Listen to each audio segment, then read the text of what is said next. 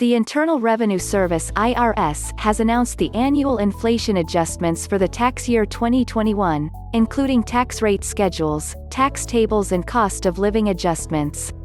These are the numbers for the tax year 2021 beginning January 1, 2021. They are not the numbers and tables that you'll use to prepare your 202O tax returns in 2021, you'll find them here.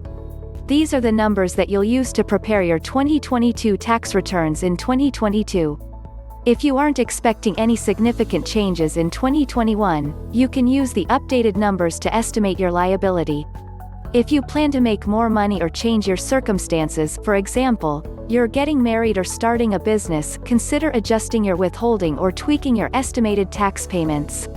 There are still 7 tax rates in 2021. They are 10%, 12%, 22%, 24%, 32%, 35% and 37%. There is also a zero rate. Here's how those break out by filing status. And for trusts and estates, note, these rates remain in place no matter what happens in November 2020. For these rates to change, Congress would have to vote to change the tax rates. The standard deduction amounts will increase to $12,550 for individuals and married couples filing separately, $18,800 for heads of household, and $25,100 for married couples filing jointly and surviving spouses.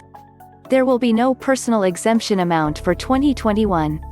The personal exemption amount remains zero under the Tax Cuts and Jobs Act (TCJA). The alternative minimum tax (AMT) exemption amounts are adjusted for inflation. Here's what those numbers look like for 2021. The kiddie tax applies to unearned income for children under the age of 19 and college students under the age of 24. Unearned income is income from sources other than wages and salary, like dividends and interest. For 2021, the standard deduction amount for an individual who may be claimed as a dependent by another taxpayer cannot exceed the greater of $1,100 or 2 the sum of $350 and the individual's earned income, not to exceed the regular standard deduction amount. Under the TCJA, your child must pay taxes on their unearned income, but if that amount is more than $1,100, but less than $11,000, you may be able to elect to include that income on your return rather than file a separate return for your child. Capital gains rates will not change for 2021, but the brackets for the rates will change. Most taxpayers pay a maximum 15% rate, but a 20% tax rate applies if your taxable income exceeds the threshold set for the 37% ordinary tax rate. Exceptions also apply for art, collectibles and Section 1250 gain, related to depreciation.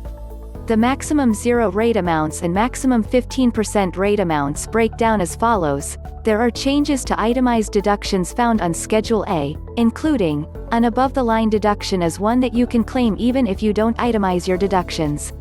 Here's a look at two of the most popular. Some additional tax credits and deductions have been adjusted for 2021.